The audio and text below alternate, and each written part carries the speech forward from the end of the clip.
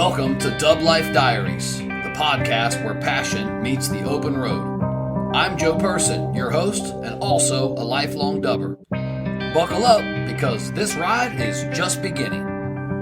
This podcast is sponsored by Volksmania magazine. Good times, great cars, awesome Volksmaniacs. Visit Volksmania.com to learn more about this class-leading VW magazine. All right, everybody, welcome back to Dub Life Diaries. My guest today is Liam Sianko-Gundlach, the creator of Klunk Garage, one of the coolest Volkswagen story pages that I've seen on the internet out there right now. If you've seen those mini-documentaries about VW history popping up all over your feed, odds are it's Liam. He's the guy behind these very cool videos. He's got this unique mix of like historical knowledge and digital media chops that makes his content feel like part car culture, part time machine. Very cool. Liam's first VW was a 2016 Golf. And since then, he's been knee deep in project cars. He's had a Cabriolet, he's had a Beetle. Now he's got a Fox. He's built a community around sharing what makes Volkswagen so legendary across generations. Today, we're diving into how Klunk Garage got started, the stories behind his builds, and why VW history runs so deep for him. Ladies and gentlemen, let's welcome Liam to the podcast. Hello. What is up, my friend? Before we get started, I always like to give a shout out to a couple of my sponsors. First up on the list, Volksmania magazine. I feel they're the flyest VW magazine on the face of the planet. I talk a lot about them because just very cool people, very quality magazine. Volksmania.com. If you're a U.S. subscriber, you can subscribe, use DubLife10 at checkout. You'll get 10% off your subscription. Also, Salty Dub, from the beach to the bay, Salty Dub tearing up the VW scene, VW events, VW swag. Check those guys out, saltydub.com. Same discount code, DubLife10. Now, that is only going to work on merch. Lastly, little announcement. The podcast has a YouTube page. And my question is to the listeners, should I drop videos of these podcasts? Not just the podcast, because the podcast goes, right? My RS feed is automatically feeding my YouTube page. So all of the podcast episodes get uploaded for sound, but there's no video. So my question is, would you watch it? If I spent the time, I edited the videos down, and I would obviously dress them up, right? I'd make them cool. I'd add flash. I'd add, when somebody mentions a car, I'd probably add a picture of the car, that type of stuff, right? Give me your thoughts. Email me, dublifediaries@gmail.com. Tell me what your thoughts are if I should. If you don't think I should and you still just want to follow along, again, Dub Life Diaries on YouTube. Check me out. Shoot me a little subscribe. Help the podcast out. All right, my brother, Liam, back to you, man. Back to you. Enough of me. Now, I got to tell you, man, you got one of the coolest VW storytelling pages online right now, anywhere that I've seen. Thank you. Very, very exciting. Klunk Garage is the name to it. Before we get into it, just tell me, what are you driving right now as a daily? So I traded in my 2016 Golf, which was with me for like 4 years. Absolutely love that car. I traded that in for a 25 GLI Jetta. Nice. That has just the automatic transmission, which I surprisingly got a lot of hate for having the auto, but I'm like, it's a lot easier to drive for me. So especially when you're texting. Car. Yeah, right. Yeah.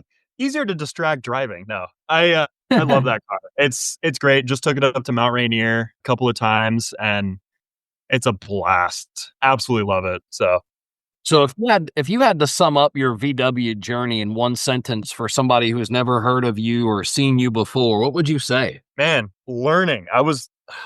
It's hard to figure out like a sentence for it because for me, it's such a long line of like so many different things I've learned about cars, about the culture. It's hard to like totally sum it up because I wasn't a car guy when I first joined kind of the Volkswagen family. I didn't know anything about cars. And so as soon as I got my Golf and I started to dive into like VW history and how these are modified, I'm just like, man, like, this is the culture I wanna be a part of, and there's such a rich culture to it, and man, it's hard to explain. I don't know, like, a sentence? Man. Yeah. It's more like a feeling, and I get It's it. a feeling. I get it. Yeah, So you yeah, built this platform around the history of these yep. cars, and you tell these stories so well.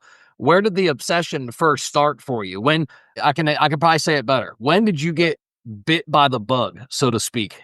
Oh, man. It's weird because, like, I grew up with Toyotas. That's all we drove in my family. Yeah, My first car was a Corolla, great car, Japanese cars are awesome. Next car totally after agree. that was a Camry, right? It was like, okay. I never really dove into the Volkswagen German market. And it was random because when I was like 14, I was walking down a sidewalk and there was this like super low hatchback that drove by me. And I'm like, what is this car? I've never seen it before. Like, what is it? And my little brother, who has always been into cars, unlike me, he was like, that's a Golf. And I was like, oh, shoot, like, that's sick. And then ever since that one experience, I was like, man, I got to get a Golf. And so I just remember when it was time to trade in the Camry to get something new, I was like, "Okay, guys, like we're trying to convince my family, gotta get a GTI, like, this is my next step." And every GTI we looked at was like, it was super beat to crap, people didn't treat them right. And then my mom was like, "Maybe you should just get this, like, base model Golf." I was like, "All right, let's try it." And I wasn't convinced it was gonna be my favorite car ever, and then I just started driving it, modified it like crazy, got it lowered on some coilovers, and it was, like, probably the best experience while also being super chaotic at times, but it really showed me, I'm like, I can't leave this brand now. I'm I'm, way under on this now, so we gotta keep going with it, so I love it. I love Volkswagen so much because of that, so Awesome, man. So Klunk Garage, such a unique name. Where'd the name come from? it was so random. Like, my brother and I, we had just gotten laid off from a tow hitch company. We're running the social medias, and we were, like, getting super interested in kinda starting our own YouTube page where we went to car meets and kinda talked about the different vehicles we saw and showed off us modifying our cars, and we're like, "What is, like, a good name for this?" And we're just going through different noises and, like, how to say them, and clunk for some reason just it just fits so well, and I think clunk in general kind of encompasses Volkswagen in general because even in the newer models, there's something clunky about them. Like, my GLI, the DSG transmission, it clunks, like, first to second, and that's just how they're made. They're supposed to be that way, and I love it. I love it so much, yeah. What's the vibe you want people to feel when they see one of your productions? I call them mini documentaries. Yeah. I want people to just be interested in the history behind it. I Sure, they don't have to like VW, they don't have to be into cars. I think they just I want them to enjoy my format and enjoy how I talk about these things because put a lot of time and effort into writing the script, editing them, Yeah. and it's like, you don't have to be a car person to enjoy it. You can enjoy the history behind it and how Volkswagen came to be. I, It's a lot of I, fun. I've already learned some stuff. Oh, that's cool. Okay, Yeah, good. It's I've working. already Yeah. learned some stuff. They're like mini and they're perfect, especially the Yeah. shorts, because it can teach you in a very, small amount of time. And I'll tell you what I learned, and I think I might have even messaged you or commented and you responded. But Yeah. what I heard back in the day was when the Caddy, when it first came out, I, Limited. I yeah, I was told that by somebody. I remember one of my old VW mechanics that the first year it was made, that it was made with an air-cooled engine.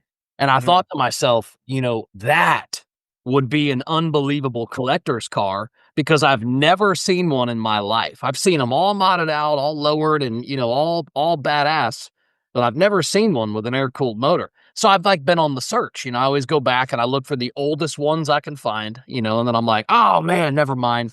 It's not the one." So I asked you that day and you were able to give me a little history lesson. So appreciate that. Well, and side note on that too, I can see where maybe that idea would come from because Brazil did use an air-cooled engine in actually the generation of car behind you, they had the VW Gull, which is the base platform for the Fox that we get in the States. And that had an air-cooled engine to start off, and the air-cooled engine lived on in Brazil and Mexico for quite a long time. Okay. And then they went to water-cooled, and their water-cooled system is even different from what we have in the States. So it's crazy. It's all over the place. Yeah.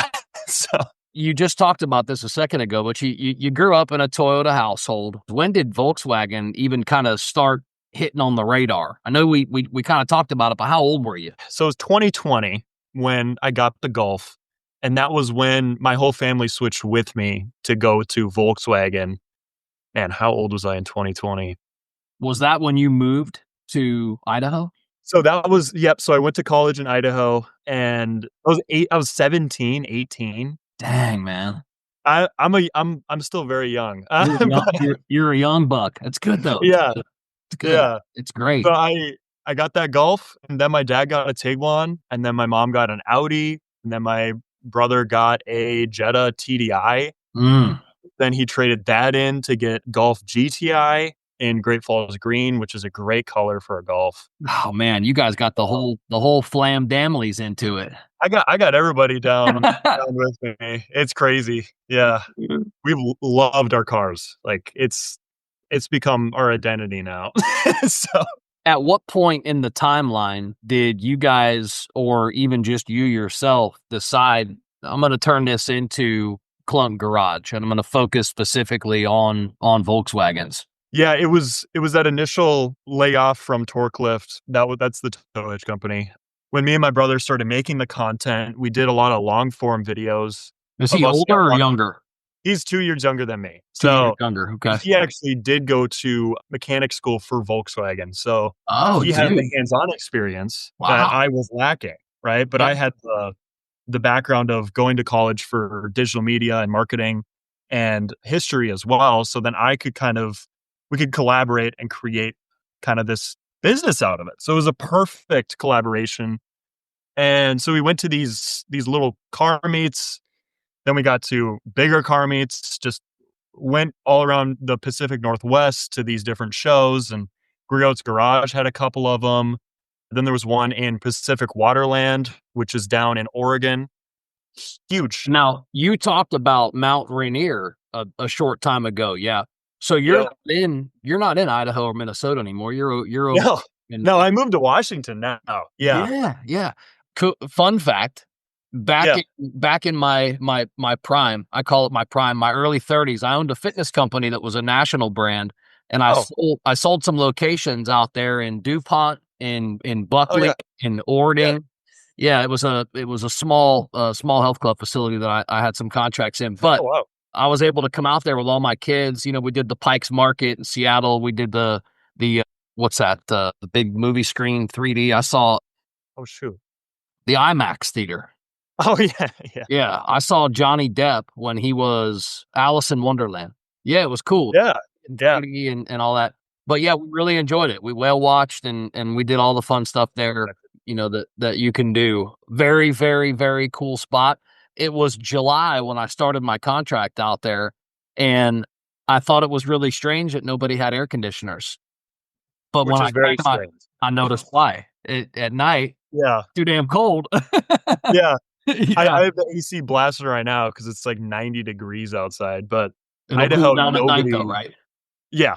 Yeah. It's pretty nice. I have my windows down and stuff. I'm like, oh my God, way better than Minnesota, where it was like just freezing cold everywhere. Yeah, I bet, man. I'm down here in Florida where it's hot all the time and wet, humid. Exactly. Wet and humid.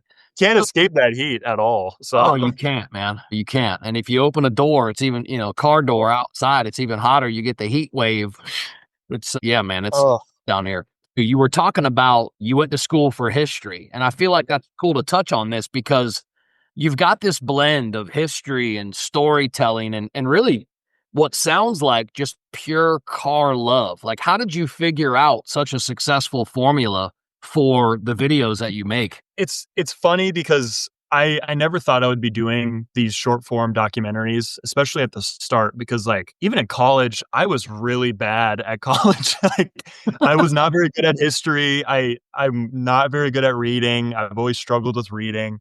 So I'm like, how am I going to make historical based videos? And then all of a sudden I just was like, man, I keep going down these rabbit holes. And then passion drove me to be able to read this material, learning about these cars. And I started off making kind of clickbaity videos where it's like, oh, VW is dying or like something crazy. I'm like, okay, I got to get facts. I got to get Right, it. right. And I'm like, all right. And I didn't have the passion yet. But then I just randomly was like, what if I focus on particular models? And I did. And those models then turned into, all right, now I got to tell the history of how that car was made and who made it and why it was made. It's like, man, rabbit holes are my favorite thing ever. And so it helped me go deep into it. And now my writing has gotten tremendously good with how I can just add in sentences kind of just while I'm even saying the script, I'm adding my own sentences into it Yeah. because it flows so good. Yeah, we It's call just a it good format. ad-libbing. Ad-libbing Ad is lib it. Yeah. yeah, that's Yeah, part of winging it.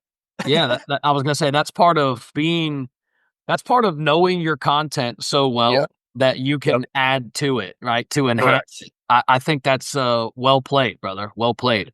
Thank you.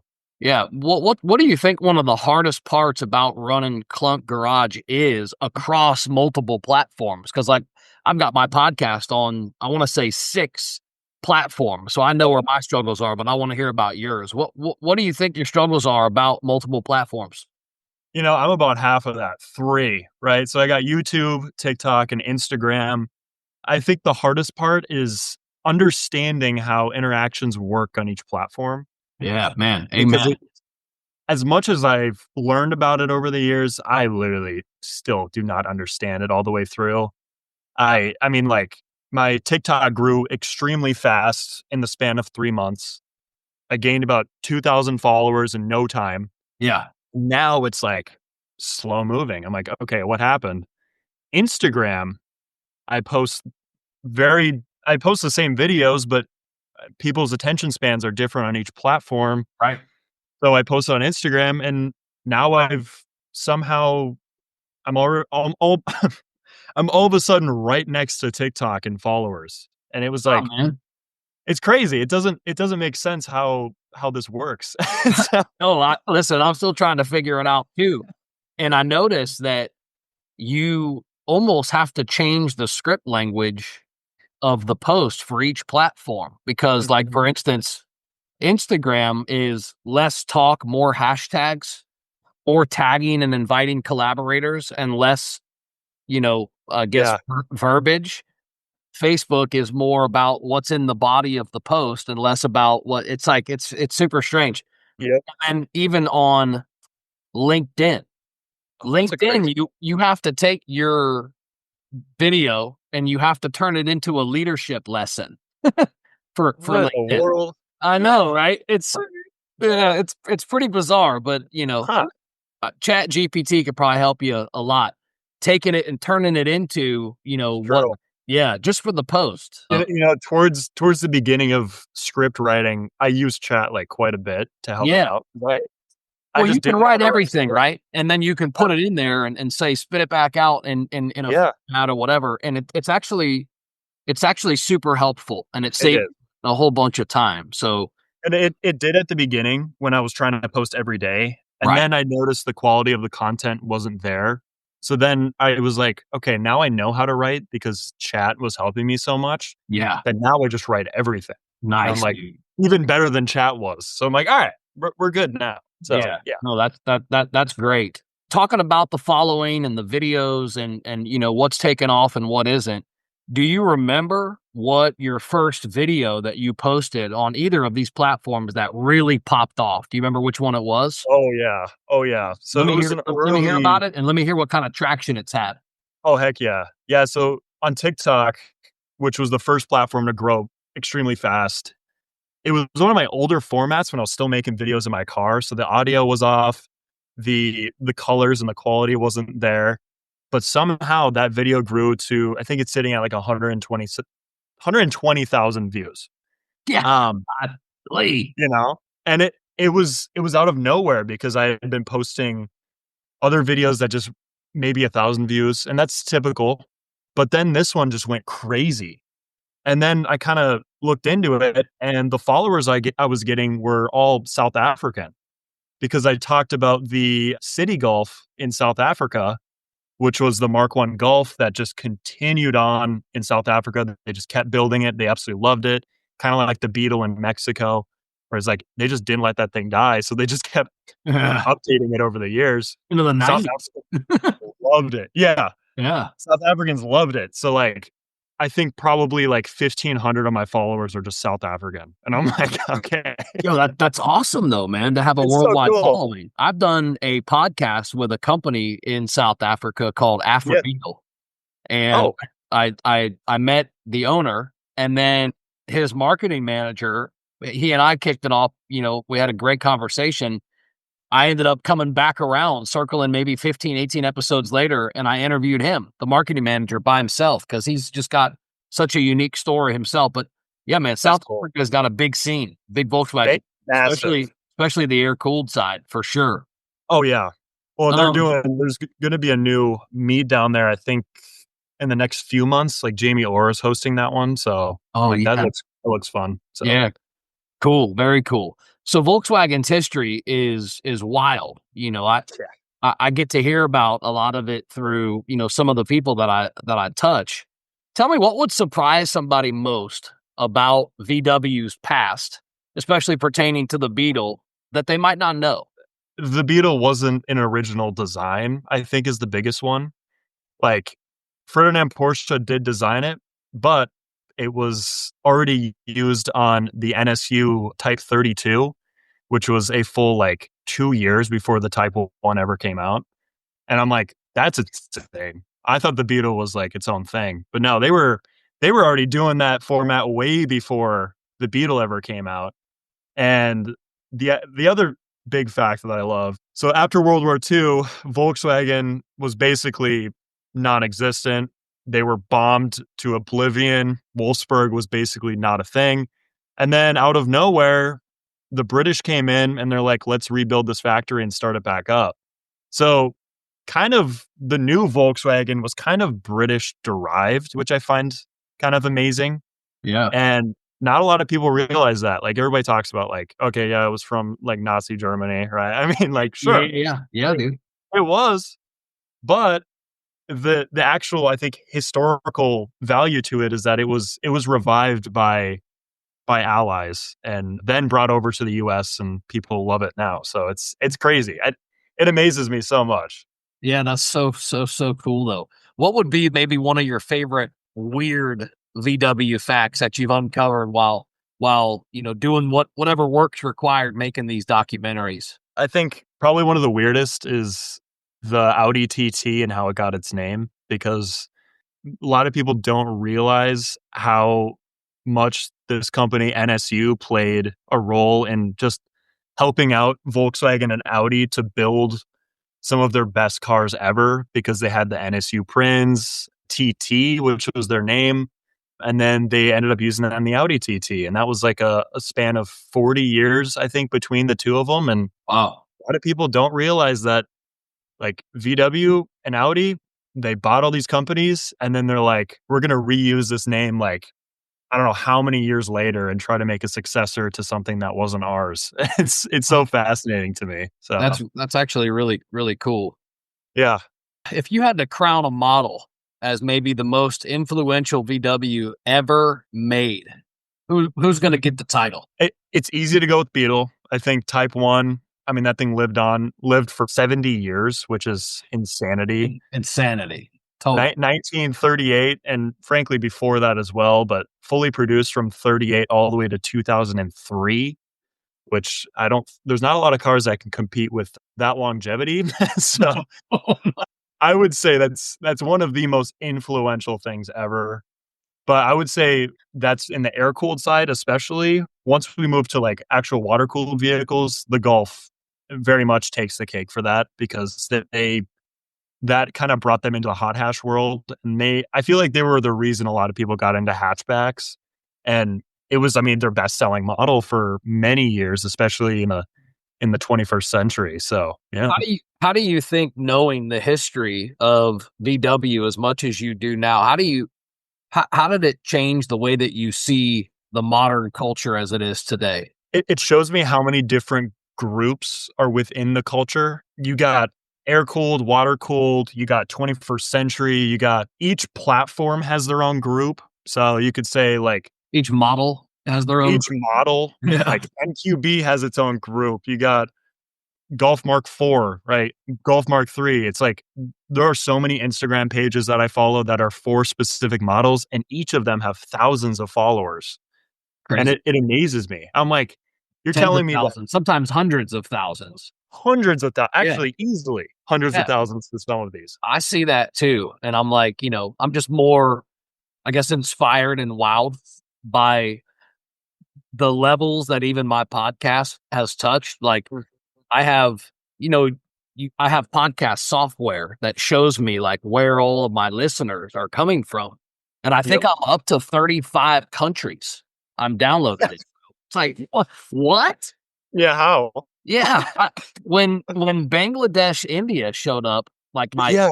my 8th week, I was Yep. like, man, get out of here. Ain't nobody driving air cooled dubs in Bangladesh. So I go Yep. online and I'm like, let's look up the air cooled scene out here. I typed in a few things, and bro, I It's pulled crazy. up. I was shocked. I mean, Uh-huh. they do a lot. They mac them out. They do all the same stuff we do. They lower them. They soup them up. I mean, it's like, wow, man, it's super. That's one of my favorite sides of it though, because these people from different countries, they all modify their cars differently.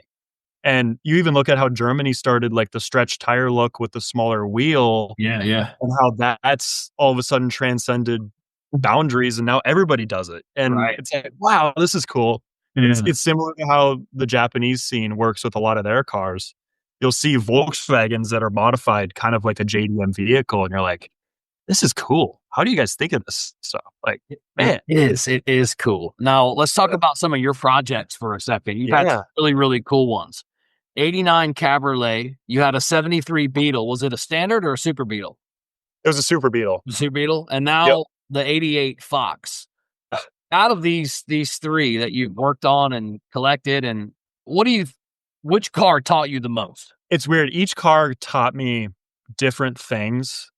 I think the Fox has taught me the most because of how just different it is, and finding parts for it is nearly impossible. Everything's in Brazil, and Brazil has crazy tariffs and crazy export import tax. So it's like getting parts is going to be a struggle for sure.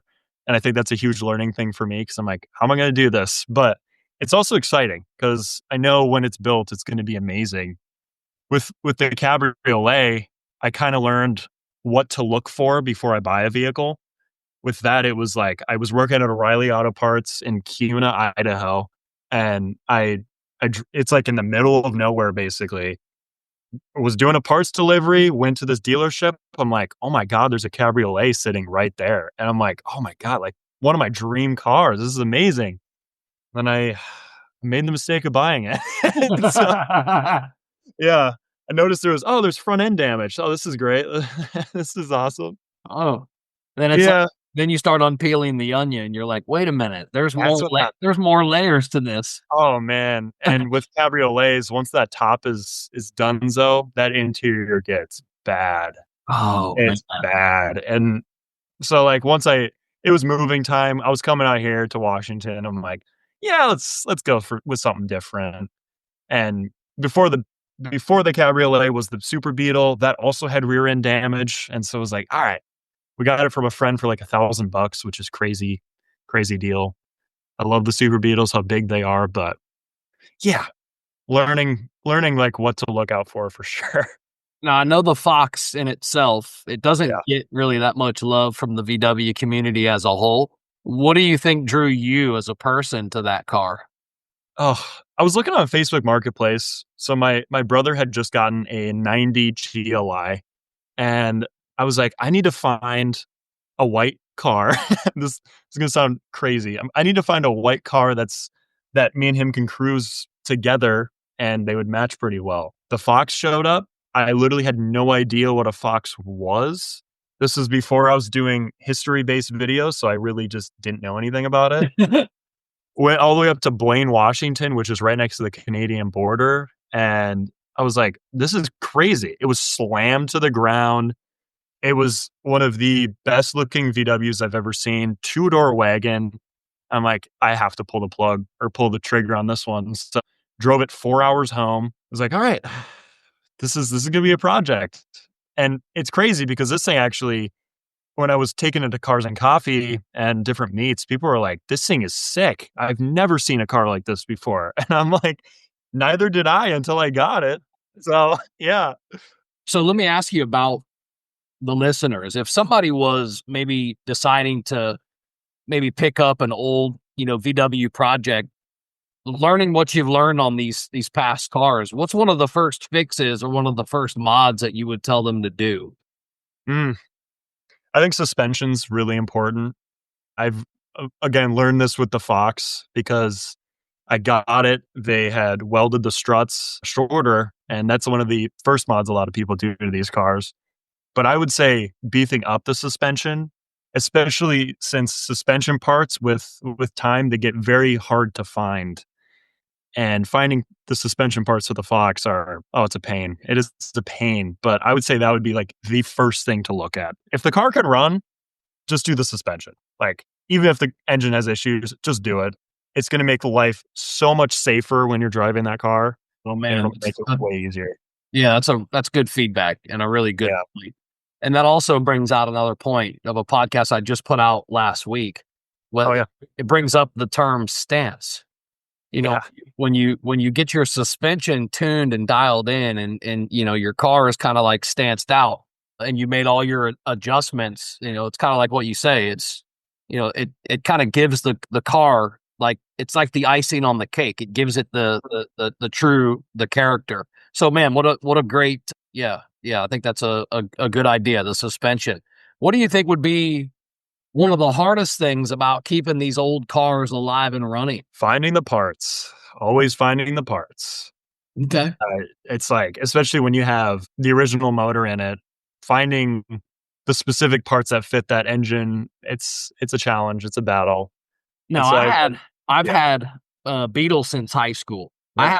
I bought a 72 standard with an auto clutch, automatic, it was a stick shift, but it was no clutch. 70,000 miles on it, great car, but it was old. In 96 when I bought it, it was already, 20 something years old. Anyway, point is I couldn't find the parts. So Mhm. back then, 97, when that happened, I had a company down here, guy Daryl from DNA. I had him just put a standard 4-speed in it with a clutch, right? Because Yeah. so I had to change that. Well, fast forward now to these days, I bought my wife a 71 Carmen Ghia because that's her favorite old air cooled. Oh, Yeah, it's a beautiful car. And we found it one owner, female, 46,000 original miles up in Pennsylvania. It was in a barn in Pennsylvania. Last 10 or 15 years, maybe started once a month. And just a beautiful car, beautiful car. Well, the transmission was clunky. I can yeah, there you go. yeah, I can say that because I know you'll get it.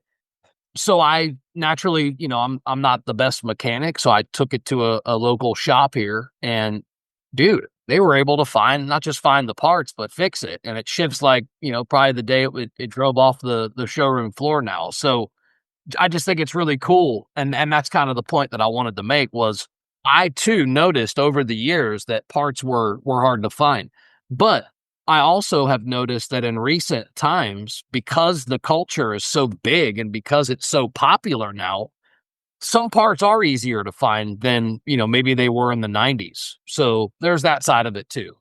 Yeah. Well, and especially if the car is popular in a specific group.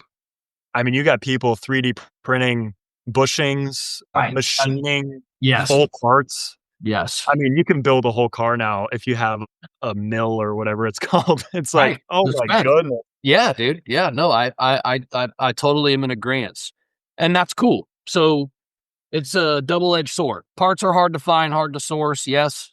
Yep. But I think as the culture continues, hopefully it'll get easier over time because we got to keep these things running, right? That's like the main thing. So you've spent a lot of time in the history in both the air-cooled and the water-cooled circles. Do you think the rivalry is actually real, or do you think it's more just playful of the air-cooled versus the water-cooled? It's weird. I actually got a comment on an older video talking about, I think it was talking about my Jetta, and it was an older gentleman, I believe, who was like, he's like, I can't stand this modern Volkswagen garbage. He's like, air cooled are the only good VWs. I'm like, all right, cool. And I I'm mean, like, I think younger generations, I don't think they really care. Older generations, especially those who have seen VW change as drastically as they have, I get it because they have gone a direction where reliability isn't always their concern, and air cooled was reliable. It was very reliable, and water cooled has its issues. So okay. I it's can playful now. Yeah, It's playful now. I can take that, but here's what I gathered off of what you said, and I like it. And that is that for the younger generation, the water cooled might be more popular. Here's my point. I just want people to like Volkswagens because it's such a cool company and, such a cool history. I just think it's always interesting to me when even guys your age, man, are into them. And again, I knew you were young. I'm 48. I knew Okay. you were definitely younger than me. So when I saw you and I decided to reach out to you, that's what I thought. I thought to myself, here's a young guy that's into Volkswagens. So I need to learn more. I need to learn more because that's kind of like our job as the senior generation, meaning older than you, right? Our job is Yeah. to make sure that you are included, you are involved, you are learning things, you are excited about the Volkswagen culture because we want it to continue. That's why we Mhm. do all the things that we do. So, but yeah, man, it sounds like you do, and it seems like everything's going in the right direction. I like it. I like it. That's the purpose of my content. Yeah. I create it in a style that's appealing to maybe younger generations, but the information in it appeals to the older generations, and so that's kinda Yeah, I'm dude, trying to bridge that gap. I'm hooked. I'm hooked. I love your videos. Yeah, man, it's awesome. I love what you're doing. Keep rocking it. Do you go to shows? Any Volkswagen shows? I know you said you and your brother, went around. You start, look. Yeah. What's one of the better shows that you've been to out there in I that I scene? would say Waterland.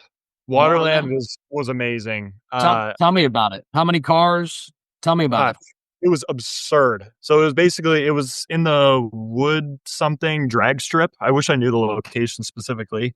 It's a huge show though. They had Audis from like the old generation Audi Quattros, as well as old VWs all the way through new VW and Audis. And it was like, this is heaven. I even saw some of the cars that I had researched before and was shocked to see them there, like the SP2, which is not an American car. Those are It's like, awesome, dude. they're so cool. They They're are. so cool. They kind of look to When me. I saw it, yeah, Yeah, I think they're so awesome. Such a sexy little, nice little yeah, looking. Yeah, man. Yeah. yeah, I was so amazed to see one in Oregon because it's just not possible. But I was like, Like, wait a this is minute, these insane. are here. Yeah, yeah, yeah. Yeah, I know. Oh, I saw one on Facebook Marketplace too, like a month ago. I was like, Out there. How much was it? yeah. God, did they have it for 20 or 30? Yeah, sounds And about this thing right. had been sitting too. I'm like, these are rust prone, like to the max. So I would beware, but it's cool that it exists out here. So Yeah, for sure. yeah. Your mini documents are like super polished. Walk me through your process from idea of a car and a post that you want to make to production to posting it. It's it's kind of it sounds like a long process, but it takes me maybe 4 or 5 hours to make a full length video and post it. It all starts from one singular idea, whether I get that from a comment section or I was I got it from some VW media I just randomly came across. That's happened multiple times where I'm like scrolling through Instagram. I'm like, what is Oh, that? I guess I'm yeah. making a video about it. Yeah, And yeah, that yeah. would Cool. happen all the time. Then from there, I'm like, all right, now I got to do research. So while I kind of write the hook at the for the intro, and then I start getting all the links together, and I just go through and I just read and read and read. I'm scrolling and scrolling, taking in information, reading multiple articles, and then I'm like, all right, now read it through, make sure it looks good. Now I got to come here, which is my apartment. It's linked to my parents' house, so it's kind of nice that we're all together. Yeah, heck Uh, yeah. it's so awesome. And so then I come up here, set up my light, set my camera up, make sure everything's like set and looking good. Read the script with my teleprompter app on my phone, and then boom, time to edit. And that's a span of like 2 hours most of the time. And that's probably the longest part. I would say the editing. It feels the longest because I'm Yeah. just like adding For, photos. for me, Edit. that's the longest part too. Longest part is Eas- this part's the Yeah, fun part. Then, I got to edit this whole thing, and I, make the I can sound talk forever. compressed and Yeah, yeah, exactly. The sound's got to yeah. be equal, and I got to take stuff out, and I want to touch on something that is not a part of my questions I've got for you. It's the Wu-Tang poster behind you, baby. Heck yeah. Yeah, man. Talk to me Heck yeah. about that. You're a young guy to be Yeah. repping Wu-Tang. Let me hear how that got started. Yeah, I mean, yeah, I'm even wearing a GI Joe shirt, right? Like, and behind me is an N64. So I tend I to, see. yeah, I mean, here's the N64, right? Yeah. I I'm not I'm not someone who likes a lot of new stuff when it comes to media. Huge Wu-Tang fan. My mom got me into Wu-Tang because Oh, cool. she listened to Tupac, Wu-Tang, all the rap groups from the early 90s through the Yeah. late 90s. I Um, graduated high school in '96, man. I feel like oh yeah, I yeah. ate breakfast most mornings with Tupac and Biggie. Oh heck yeah, yeah. Yeah. Yeah, that was our It, whole life back in the '90s. Your mom's probably my age. She is. No, she actually is. I believe Yeah. I'm trying to remember like 47, 48. I don't know how old she is. My dad's like 52. But Okay. Yeah. and he's No, more of a that's the rock guy. Yeah, so and that's that era, that generation, a Yeah. little bit older than me. They were into the hardcore, the rock, Yep. 80s into the early 90s. And Yeah, that's man. that's still what I listen to as well. Like I'm a huge Tool fan. My dad and I we went to a aftershock festival down in Sacramento that was all like heavy metal and rock. So there's Tool, 311's my favorite band of all time. So I listen to them on the daily. Yeah, cool. Uh, it was fun, but I will say early rap, like Mobb Deep is one of my favorites. Let's go. Yeah. Yeah, it's so great. So I mean, so with yeah, with attachments to New York like that, yeah. you do Oh, you yeah. do you like West Coast rap like Tupac, and Oh, did yeah. you Okay, yeah, Oh, good. yeah. Good, Yeah, good. I don't listen to Tupac, like, as much, especially anymore. I used to listen to him all the time, but now I'm a full Wu-Tang fan. Czarface is one of my favorites. I Yeah. don't know if you've Awesome. listened to Czarface. I'm happy. I'm smiling because you're young, and I love that culture, the hip hop culture, Oh, can yeah. can also continue. So back to Always. your videos. What do Yeah. you think makes a car video attractive enough to be shareable? You think it's a mixture of, like you were saying, the way you described how you create a hook, and then you create a sound, and then you create like the visual aspects? Like, Mhm. what do you think makes a car video attractive enough for somebody to say, "Ooh, hell yeah, I'm sharing this one"? It's about creating an aesthetic about it. My early videos, I wouldn't say they're super shareable because again, I was in my car. There wasn't a lot of things going on in them. I was just talking, had some photos come down, and they just weren't to me, they weren't up to par with what I'm doing now. Now it's like I make sure the colors look good. I'm making sure the captions have like a style to them. The music I put in the background is either like old school jazz to kind of match with the historical based videos, Oh, or cool, man. I'll do like a lot of drum and bass for early 2000s vehicles, or like how can I bring everybody in? The monitor behind me is used quite a bit for all I do is I play commercials that were from that era. Um, Bro, you got a lot of thought into this, man. I knew I this was have gonna be to. a I good have question. to, you know? But that's why they're blowing up, man, and, you know, Yeah, I you're getting hundreds of thousands of views. I'm excited. I'm happy for you. I think it's so cool.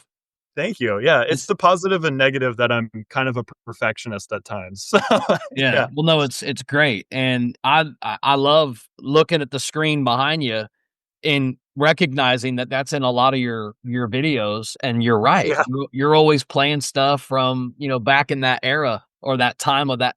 I'm just like, dude, this is really cool. So I was happy to ask that question because I feel like, yeah, I think it's important for people to know how much thought and really Oh, artistic talent goes into this. I mean, it's, there's a lot there.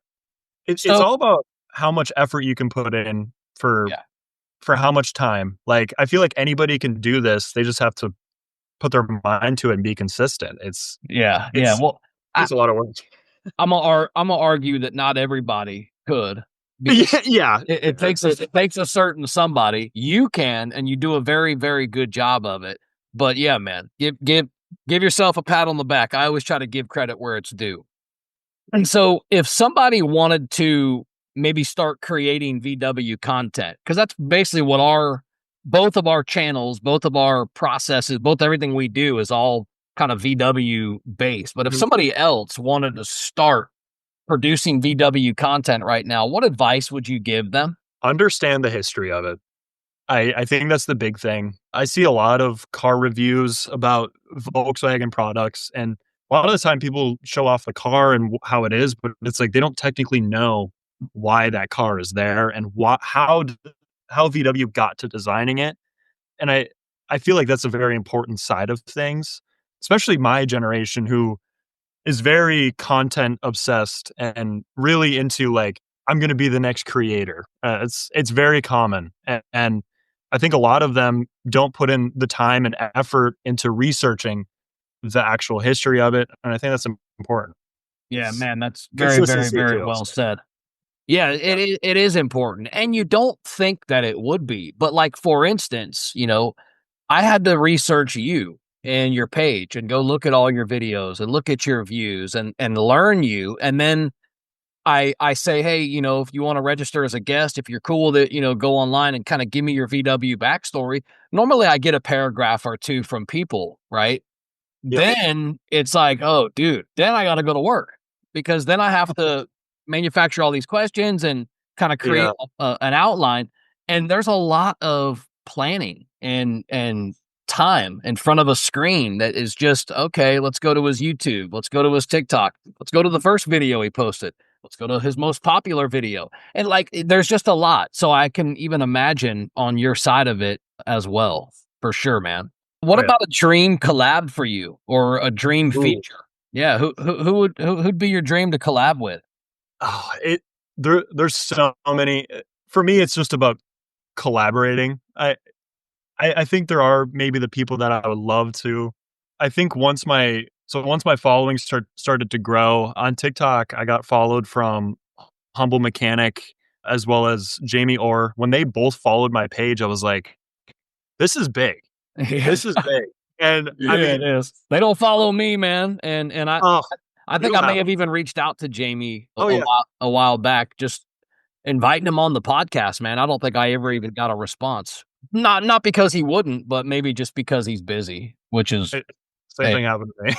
He yeah. followed me. I sent him a message. He read it. That was it. But I'm like, all right, he Yeah. followed. All good. Yeah. When you're busy, you're busy. I get it. Yeah, yeah, I get it. exactly. But I think once I got those follows, and then even my VW Beetle RSI video that I made, Volkswagen liked that post randomly. They liked it on TikTok. And I'm like, all right. So those are automatically three that I'm like, please Whoa. collaborate. Yeah. You know? That is awesome. Yeah. I noticed just a few days ago, my YouTube is it's kind of starting to grow. I think there's like Good. 70 or so followers now. But I was looking through them and I'm like, wait a minute, Volkswagen of Hong Kong's following my podcast. I'm like, now that, and then I click on it and they have like a million something followers. What the I'm like, what? Like, okay, okay, like that's fine. I'll take Oh, it. that's funny. Yeah, and I don't That's ever cool like though. I don't try to do, like, the trendy stuff, like, No. my kids tell me, like, "Oh, you gotta always tag Volkswagen and all this stuff and all," and I don't, Yeah. because Yeah. I wanna be that quality that they Yeah. come to me, Exactly. I feel like we're all I'm doing is sharing stories of the community, and I think that that's important that somebody's documenting these stories. It is. Not just the history, but the culture, the people, Yeah. the families, the rides that they're putting together, the car shows that they're all that stuff, man, needs to be celebrated because it's such a cool scene for sure. Well, and what's so amazing about it is that when you show the passion and show the love for the brand and kind of, yeah, what it's done for you, all these things, you get the attention of those people naturally, like you were saying. So, like, Yeah. tagging them doesn't change anything because it'll just naturally get their attention. Yeah, exactly. I I kinda think it's cheesy to tag, to me, it's like you're trying too That's hard. fair. Yeah, that's fair. I mean, for me, I'm like, I wasn't tagging originally, and then I did start tagging Volkswagen on my posts, but I'm not gonna tag an individual unless they're Maybe I should then. I mean, it's up to you. Yeah, It hasn't changed anything for me. I everybody that everybody that follows me that has a following, it was all natural, and yeah. I think that's how it's just gonna happen anyways. Like I've been chatting with one of the guys, I don't know what his position is. I think he's like head of design for VW. Dang, His man. name's Stefan Vosswinkel. So like Wow. Vosswinkel, very German. But Very he was cool. but I posted about the Beetle RSI and I was like, I just love that car so much. I reposted it on my story. I'm like, this is great. And he had been following me for a while. And then he sends a photo of the RSI that's in their museum in Germany. And he was like, "Hey, let me know when you're in Germany. I'll let you test drive this one." And I was like, "Are you kidding me right now?" You know? I was like, "This is great." When that happened, I ran over to my parents. I'm like, "Guys, you've got to see what happened with this." That is Uh, so absolutely so cool, and again, that's yeah, another thing, like, your passion is opening doors it never would have opened before. exactly. Volkswagen's diving pretty hard into the, electric, the EV market with stuff like the ID Buzz and all the other, really cool electric cars that are coming out. Do you think, your opinion, all this history that you have, do you think it's good for the brand, or do you think they may be losing touch with their roots? Losing touch for sure. There's parts of it where they very much are doing callbacks to what they've done in the past. Like the Buzz is just a Type 2, right? They electrified the Type 2, and they did that in I think it was 2004. They made a concept car that was the VW microbus concept, and that had a VR6 in it, but it was also a callback to the Type 2.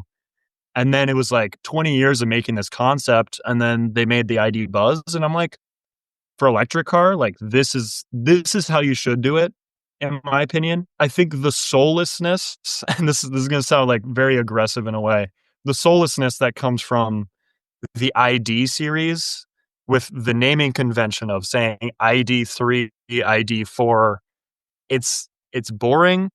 Doesn't it kind of just makes it all seem like it's all the same. And it's kind of like this, I don't know how to explain it. This future of just lack of creativity. And I'm Okay. like, all right, please stick with the creative stuff. Like you guys are very good at it. Let's not stray away from it too much. The ID Buzz, super creative. Love that car. The IDs, ah, not crazy, you know. And I miss the Foxes that they would do. I miss even the new Beetle that I just made a video about today. That's another one that I think it defined Y2K era VW and when they were trying new things and trying to be different from everyone else. And I think now they're fitting into the mold of like what everybody else is doing. And I hope that changes because I just saw that Honda is backing out of the EV like conversion, and I hope VW does the same because they they need to stick with the roots a little bit. I like what you said, and I'd also love to see the ID Buzz with a VR6 That would be sick. or Yeah. even, a motor out of the R8 or just something absolutely wild and crazy.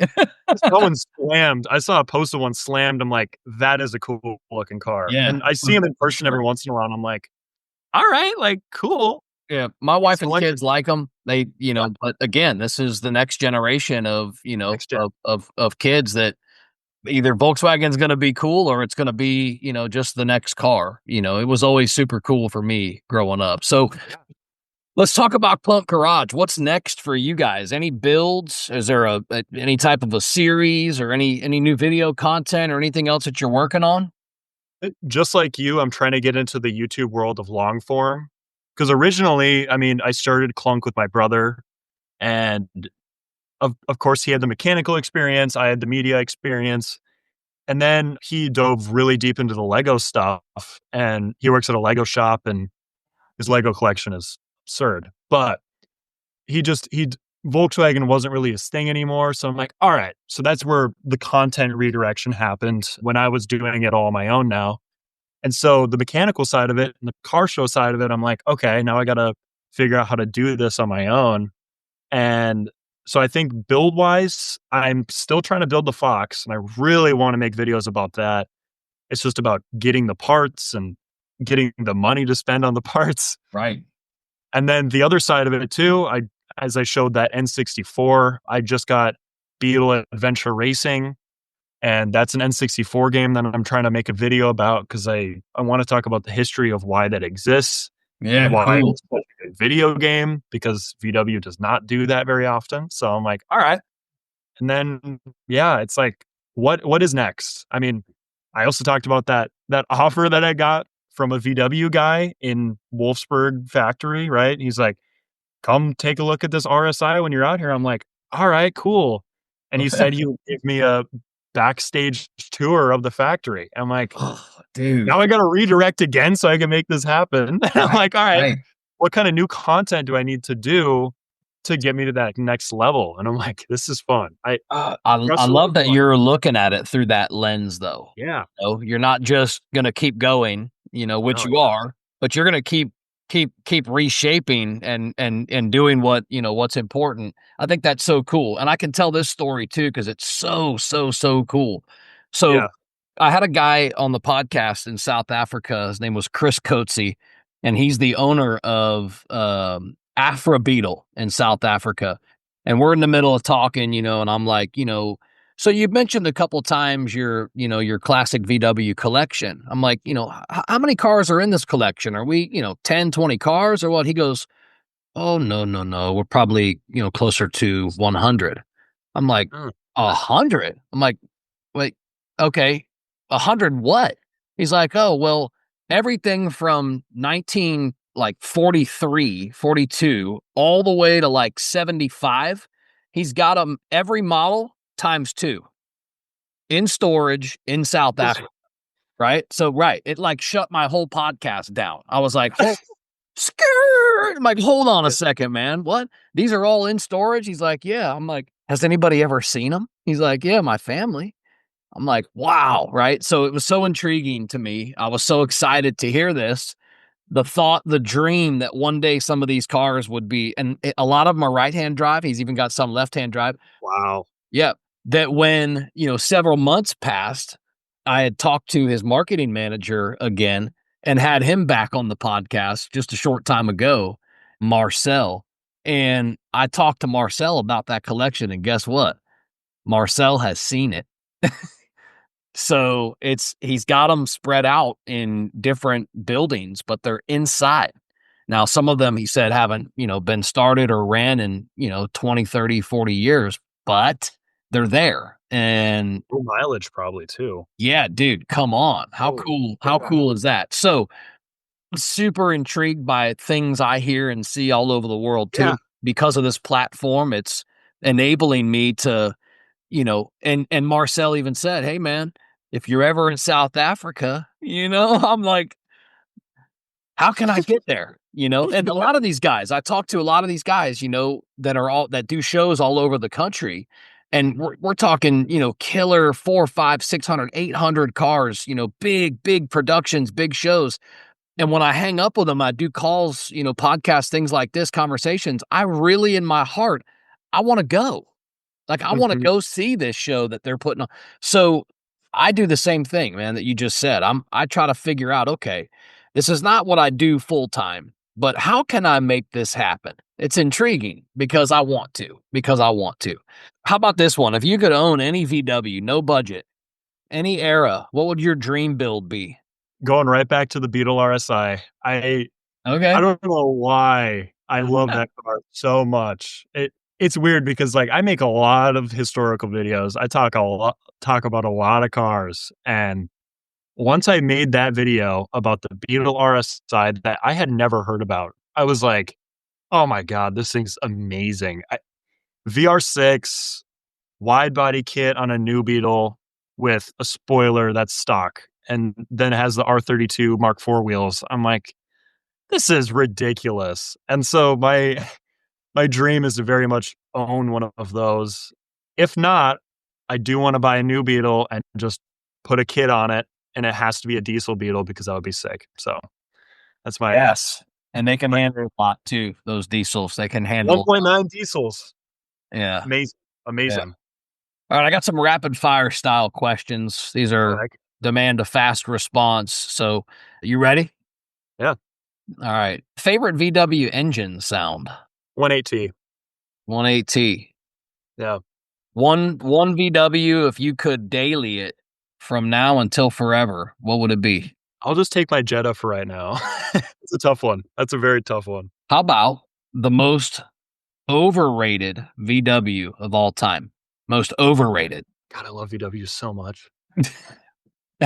Everybody, there's always two sides to this question. And when I say that, I mean there's two camps. And here's the camps. One camp says, overrated? What? What are you talking about, man? I love VWs. There's no way, right? None of them are overrated. Yeah. They're all awesome. Others, they spit out a model, and they'll tell me. So there's always two camps. I think I got one.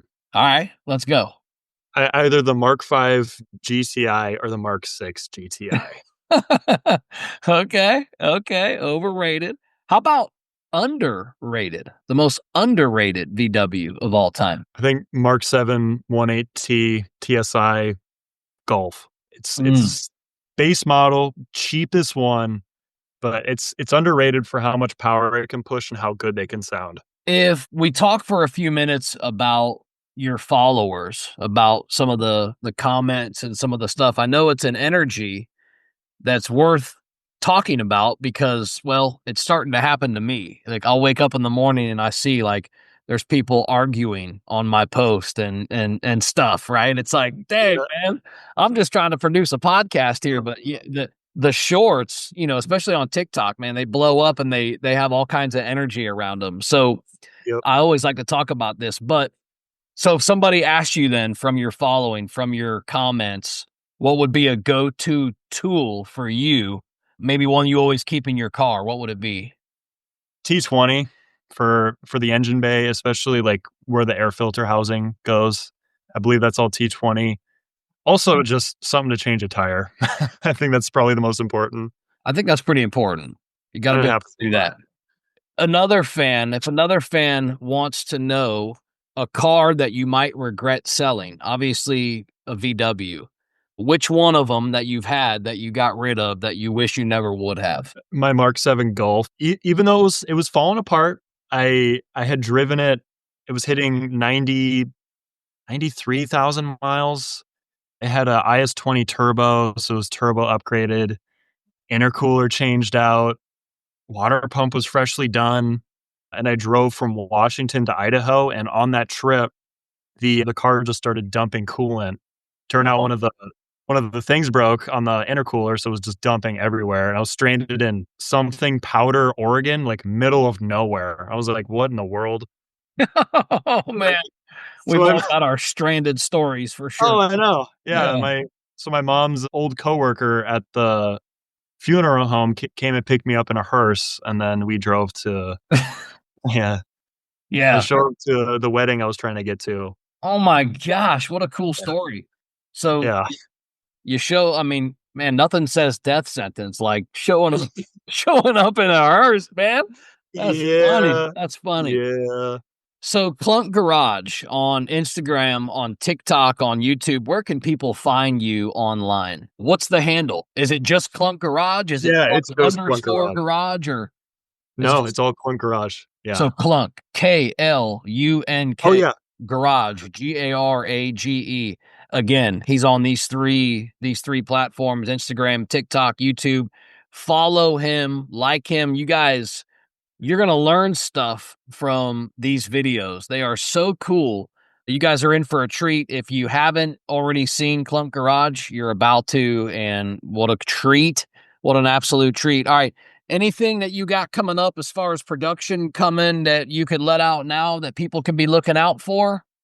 Well, I post every Monday, Wednesday, and Friday, and I'm trying to make a long form video right now for YouTube. So go subscribe to my YouTube channel, and we'll get some views going on that. We'll get some traction rolling. So All right, final question I got for you. After all the years, after all the cars, well, I say all the years, but you're a young man, but still, curious. yeah, after some of the years, after a few years, after the cars, what do you think keeps you hooked on Volkswagens?